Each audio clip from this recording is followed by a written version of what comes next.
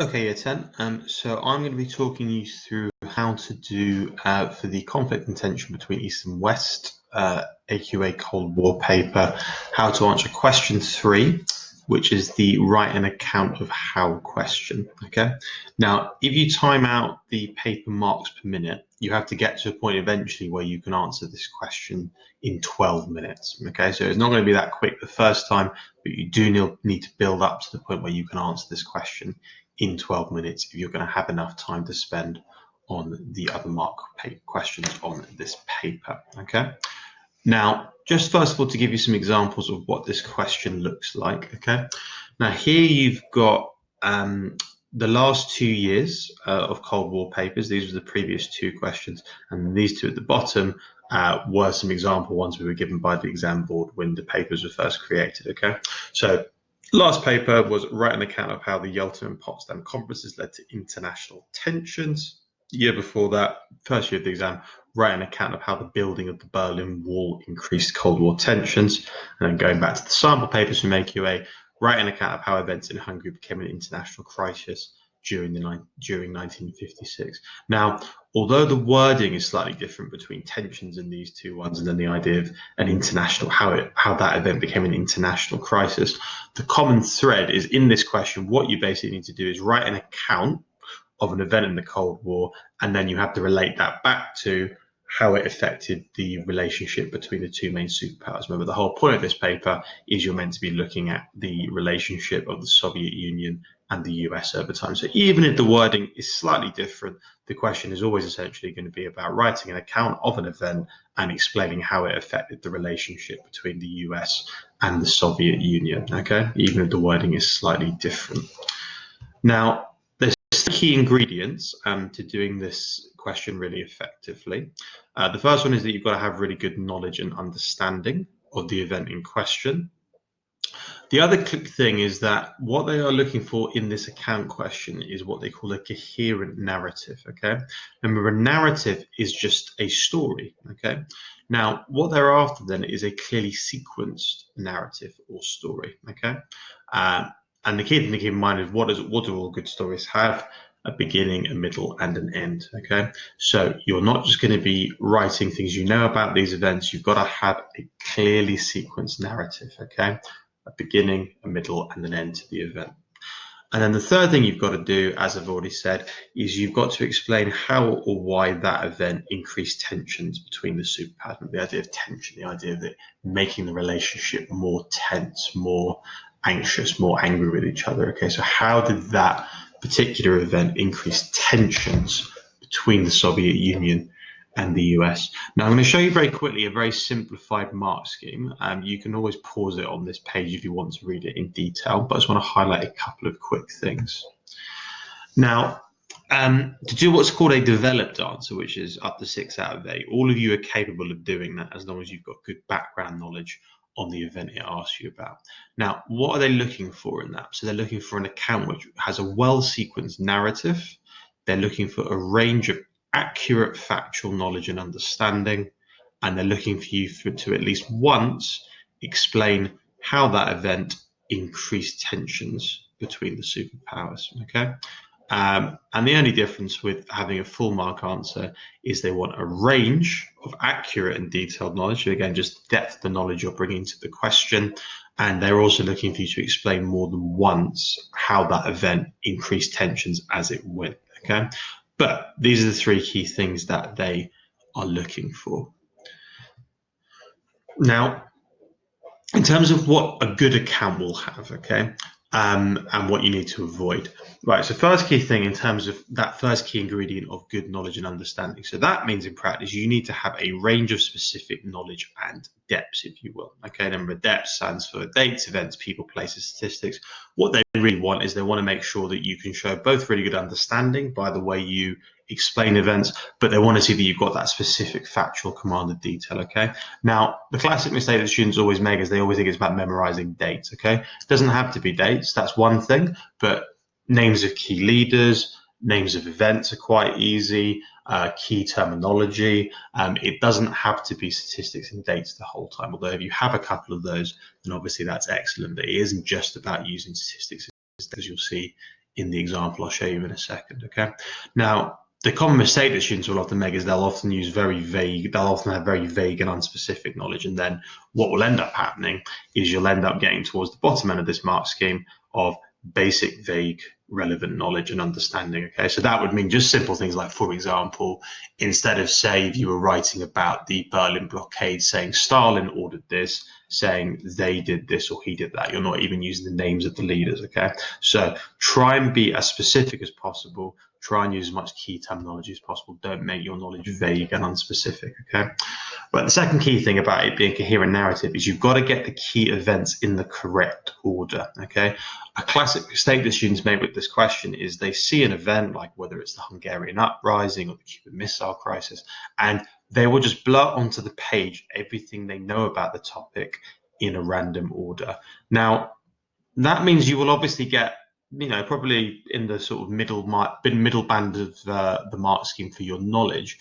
But even if you have specific knowledge and understanding relevant to the question, you've got to make sure that your writing has a structure to it and a logical sequence, okay? So it's not enough to know stuff about the topic. You've got to be able to understand the event as a narrative, okay? Being able to sequence your events. So that means don't just write down everything you know about the topic in a random order. You've got to actually plan out what the event that the order in which events happen, okay? Another key thing at the higher end, if you're talking about getting 6, 7, 8 out of 8, as well as having the events in the right order, you also got to make sure that you're actually explaining as you go how the events link together. What you don't want to end up with is effectively a list of events that are in the right chronological order, but you're not saying this led to this, then led to this, or this resulted in this. You want to, as you're going, explain how one event led on to the next one in your account, okay? I'll give you an example of how you can do that in a minute, okay? And then finally, at the top end, if you want to get 6, 7, 8 out of 8, you've also got to make sure that you're explaining as you go how that event increased tensions between the superpowers, okay? Now, I'm going to show you a model answer that I made now on a question, just to show you what this looks like. Now, this model answer that I've made is in answer to this question. So write an account of how the Berlin blockade increased Cold War tensions. Now, one thing that I've noticed about students who do really well in this exam that I think you guys should try and make into a habit, at least when you're practicing these questions, is the students who get top marks in this paper very often have a very, very basic plan at the top of the page before they start. So the first thing you want to do when you get this question in the exam is you first of all want to underline what I tell my students all the time, the tail of the question. Okay, so write an account of what, make sure you're thinking really clearly. So it's about the Berlin blockade, and I'm thinking about how it increased Cold War tensions. Okay, so I've got a really clear focus about what the question is asking me. Okay, now what I've then done here is I've just roughly sketched out the main events I'm going to do in the order that I'm going to write about them. Now, what that means is that although that might take 20, 30 seconds to write up at the start of the question, once I've got that planned out clearly in my head, it's going to be very quick for me to write. Okay, so although doing this might seem like it takes up time, it should even out over the 12 minutes, because by planning what you're going to write first, you'll probably find it much easier to write faster afterwards. Okay, so in the case of this one, I think the easiest formula, you don't have to do it this way for the main events of the Cold War, is to try and think about for each event what its causes were, so what led to it happening, the events, what actually happened during that main event you're looking at, and then the outcomes, okay? So then after the event, what happened, how did it change relations? So I've divided mine up into the causes, the events, and the outcomes. And I've just done a little very short bullet point for each one, just so I can tick off in my head how I'm going to structure my answers. So in the case of this one, I'm going to start off by looking at the division of Germany at Yalta and how that fed into the Berlin blockade, and then how the introduction of the currency, for example, in Western Germany led to Stalin ordering the blockade. I'm then going to look at how the Allies flew in air supplies. I've got a key statistic I just knew off the top of my head there to bring into my answer there, and then the fact that in May 1949 the blockade was abandoned. And then I'm going to look at the outcomes of the blockade by looking at how it led to the division of Germany and the creation of NATO and the Warsaw Pact. Okay. The other thing which I've just put on this model one, guys, before I put up my own answer, is in terms of this point about explaining how the events are linked together and then explaining how the event led to increased tensions, but starting with this one about how events are linked together. I've given you a few sort of phrases here that you might find useful. Now, these are, to be very clear, are not in the mark scheme. It's not like if you don't use phrases like this, you won't get the marks for linking the events together. But there's just an example of the kind of language you might be using if you are creating a sequenced account where you're linking the events together. Okay, so I'm going to show you in my model answer in a sec what that actually looked like. And likewise, if you are trying to use that language from the question about increasing tensions, just make sure at least twice during your answer you are using that language. Okay, so how did the event at each stage of the crisis increase tensions between the sides and why? Okay, so if we look at my model answer here, and I'll just talk you through, I'll read it through and I'll just talk through what kind of makes it good as we're going. Okay, so first of all, as I planned out in my little sketch a moment ago, I've begun with the Berlin blockade of 1948 began because of tensions that developed over the division of Germany at the end of World War II. At Yalta and Potsdam, the Allies agreed to divide Germany into 4 zones, with the Soviets controlling the eastern part of Germany. Berlin itself was divided, with the western half of Berlin remaining under US, British, and French control, despite being within eastern Germany. Okay, now I've outlined my first key cause of the Berlin blockade there, and what I've highlighted here in red is stuff that I would consider as an examiner stuff that shows good knowledge and understanding. Okay, so I've got the actual year of the Berlin blockade up there, which is not actually in the wording of the question. I've got references to the Yalta and Potsdam conferences, so you get key events that are mentioned there. I've got the mentioning of West Berlin. I've got the fact that the western half of Berlin remained under US control. That shows I've got detailed knowledge and understanding of how Germany was actually divided. Okay, I then go on. In 1948, Stalin, and again, I've used the actual just leader of the Soviet Union. Again, that's showing knowledge and understanding. So again, make sure you're using the names of the leaders if you know them. In 1948, Stalin became concerned the Western Allies were planning to create a new West German nation after they introduced a new currency into their zones, the Deutschmark. This led to Stalin cutting off supplies to Western Berlin in an attempt to get the Allies to back down. Okay, so again, I've got the key fact that I've got a good understanding that I understand the Berlin blockade was triggered by the Allies introducing a new currency into their Western zones, the Deutschmark. I've then explained, again, using one of these connectives, how this then led to Stalin cutting off supplies to Western Berlin in an attempt to get the Allies to back down. So I very clearly explained the connection between Stalin being annoyed about the introduction of this new currency in the Western zones and his decision to begin the Berlin blockade. Okay. Now, again, I wouldn't have to use that exact phrase that this led to, but I'm just giving you that as an example of the kind of phrase you want to be doing. You explain the link between events. Okay. Right. I've done my causes now, so now I'm going to talk about the events themselves a little bit. So this increased tensions, and again, I'm linking it back to how at this stage of the account, how this event increased tensions. This increased tensions as after this, again, nice key connective there. This increased tensions as after this, the Allies had to respond to the blockade with the Berlin airlift. Not willing to abandon West Berlin to the Soviets, they flew in 4,000 tons of supplies a day to keep the city supplied. As a result, in May 1949, Stalin realized the blockade had been ineffective and had to abandon it. Okay, so with this one here, you can quite clearly see that, okay, I've explained how the blockade increased tensions because it forced the Allies to resort to the Berlin airlift in order to keep Western Berlin supplied. And I've got a couple of nice dates and statistics here. So I know that 4,000 tons of supplies were flown in a day. And I also know the month and year that Stalin abandoned the blockade as a result of the Berlin airlift. Let me just make this smaller for a second. Or maybe I can't do that. No, okay, that's fine. Right, I then go on to, in the longer term, the Berlin blockade increased Cold War tensions as it led to Germany being divided into 2 new hostile nations, the GDR and the FIG. During the crisis in 1949, the US also set up a military alliance with its Western allies NATO. In 1955, the Soviets responded with their own alliance in the form of the Warsaw Pact. These alliances divided Europe into armed hostile camps and increased tensions and the risk of world war in the future.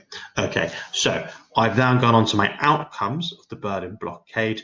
I've explained how the blockade led to the division of Germany into two hostile new nations, and I also explained that it also increased tensions because it led to the creation of these two hostile military alliances in NATO and the Warsaw Pact. Okay, so you've got there, that would easily be a full mark answer. I've got lots of key terminology. I've got good, clear understanding. My account is well sequenced because it's clearly got a sequence of causes, events, and outcomes. The events are in the right order. And then also it is well sequenced and understood because I've explained how one event led on to another. Okay. Now, what I'm going to quickly show you now, guys, I'm going to switch in a minute to my visualizer.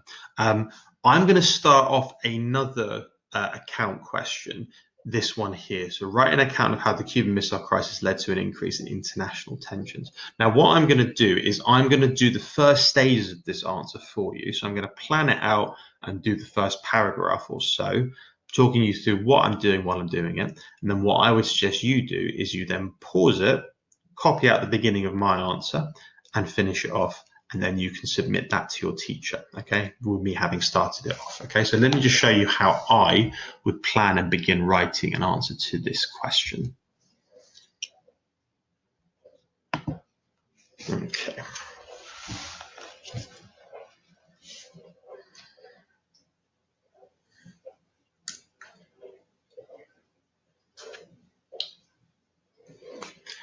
Okay, so first thing we've got to do when we get a question like this in the actual exam is, if we've got to write an account of how the Cuban Missile Crisis led to an increase in international tensions, first thing, like I did before, is I've got to actually underline what event I'm going to be focusing on. So I've got the Cuban Missile Crisis, and I'm going to be thinking about how it led to an increase in international tensions. Okay.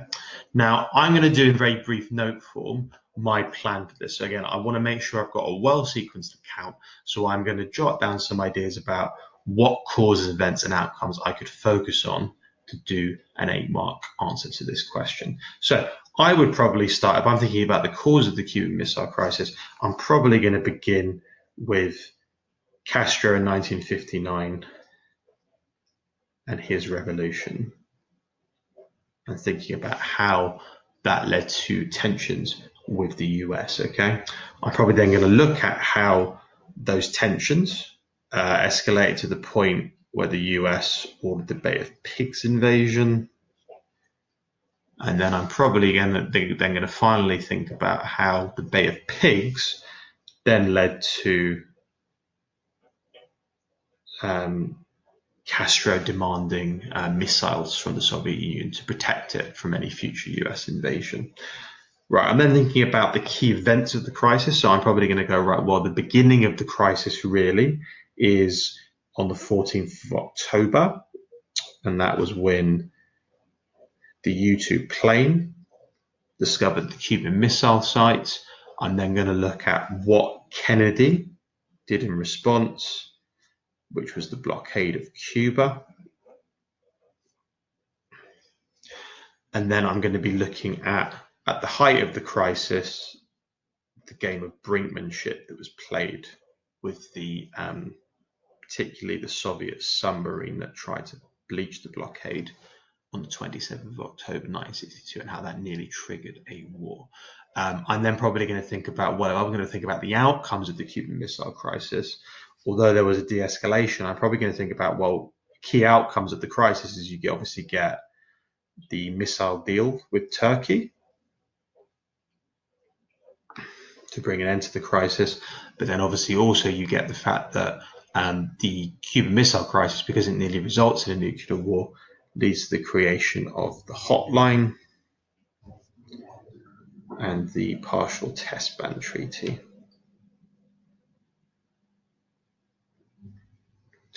Okay, now that's taken me a minute rather than 30 seconds, because obviously I've been sort of talking to you about what I'm doing and why as I do it. But in an exam, if you're doing that in really, really sketchy note form, you can do that in 30 seconds. And now I'm ready to go. I've got a really clear sense of, right, how am I going to order this account? It's nice and clearly sequenced. And then when I begin writing, it's going to be much, much quicker for me. The other thing about this, guys, is that when you are when you're an examiner and you're actually marking these papers, if you see a student before you even read the answer who has clearly done this level of planning, you're going to think they're a student who is diligent and probably knows what they're talking about. Okay, so there is a bit of an impression thing. Okay, so got my causes, my events, my outcomes. I'm going to start off then with thinking about the causes of the Cuban Missile Crisis.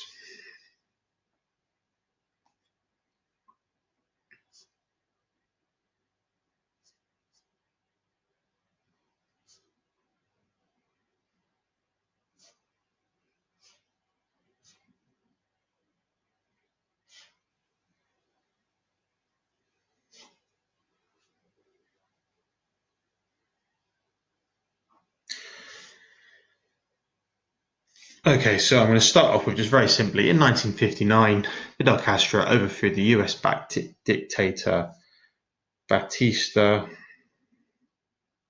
in the Cuban Revolution. So I've already got my first key event discussed there. I'm then probably going to have a little bit about why that increased tensions, okay? This increased tensions with the US as Castro began nationalizing US businesses and seeking closer ties with the Soviet Union.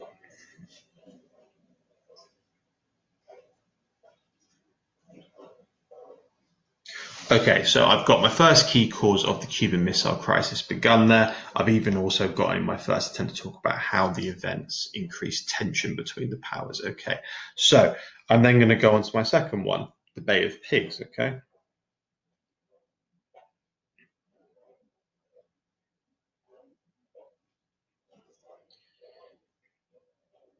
So in response, the US trained an army of 1,500 Cuban exiles and supported them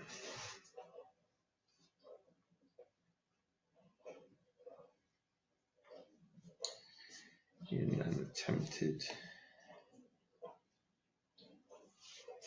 overthrow of Castro at Bay of Pigs in April 1961.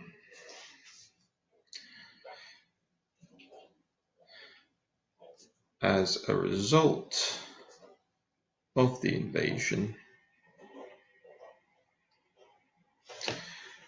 Castro sought protection from the Soviets and agreed a secret deal with Khrushchev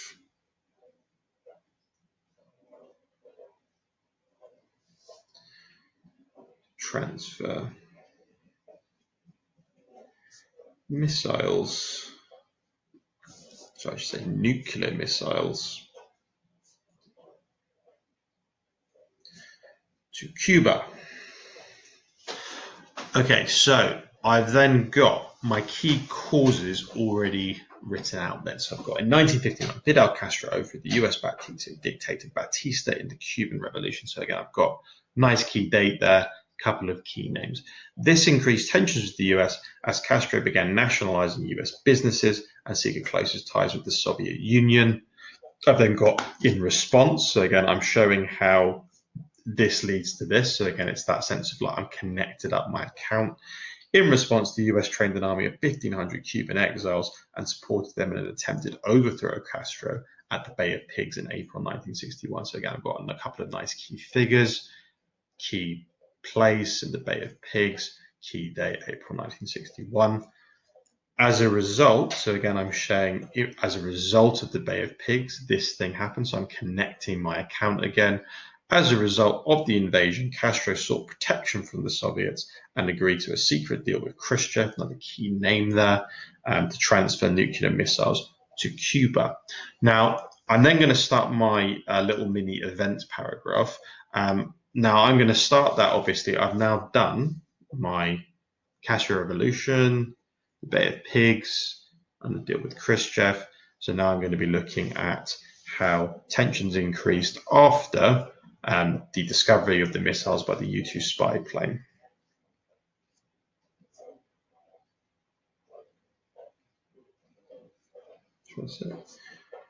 On the 14th of October 1962, a US U-2 spy plane discovered the Soviet missiles in Cuba,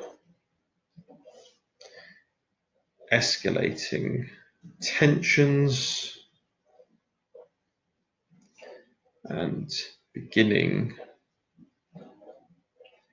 the Cuban Missile Crisis.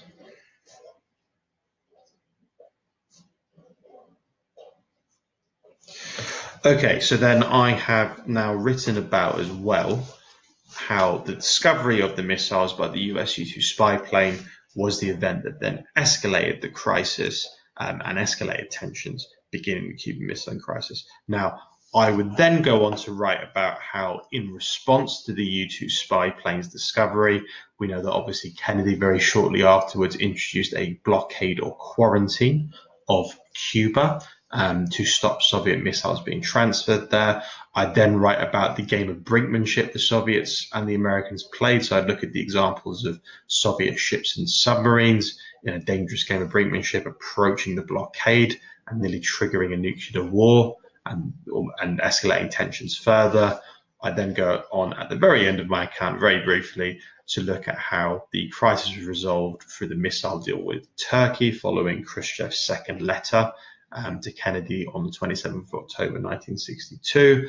I then probably write very briefly about how tensions had risen so much during the crisis at the point of nuclear war that deals were put in place afterwards to try and reduce the threat of nuclear war in the future. So I probably look at the creation of the hotline between the Kremlin and the White House, and very briefly mention the Partial Test Ban Treaty of 1963, which bans nuclear weapon tests underground. So what I would do, guys, is I will just put that one there. I would just copy out the first paragraph and the beginning of the second one, and you can copy out the plan if you want to as well, and then see if you can finish off that account, flicking back, looking at the model answer from previously, and using your own notes. Okay, remember to go over the knowledge organizer in the textbook if you don't remember the Cuban Missile Crisis that well, but hopefully that'll be enough for you to be able to finish off fairly straightforwardly. Okay, so you can go back to that.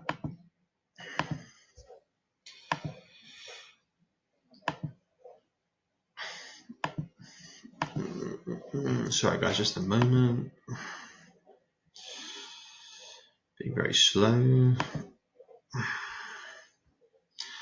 Okay, so the last thing is just that you've got here, so once you have had a go at finishing that question on the Cuban Missile Crisis, what I would suggest you do is have a go at doing one of these other ones. So obviously that Cuban Missile Crisis one is quite straightforward because obviously I've done half of it for you.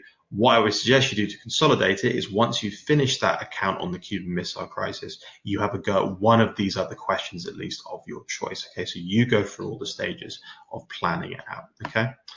The final thing I want to leave you with is just when you are doing this question, you should just have that as a very brief checklist in your head when you're starting. Okay, so the first thing you obviously got to do when you're planning it out is make sure that you've done your revision and you've got secure background knowledge. Okay, then when you get the question, just like I did in that model one, underline the tail of the question, so make it really clear what event are you focusing on for your account, and then secondly, is it about increasing tensions, is it about international crisis? Just make it really clear what the second half of the tail of the question is about. Okay, then like I've just done there, plan out your key events. So even if it's in your head, in the exam, I'd want you to, while you're practicing, to just write it down like I did there. So think about what were the causes, the events, and the outcomes of that particular event, and then you're ready to write your answer after that, okay? And just make sure when you're writing your answer, you've got a lot of specific knowledge, so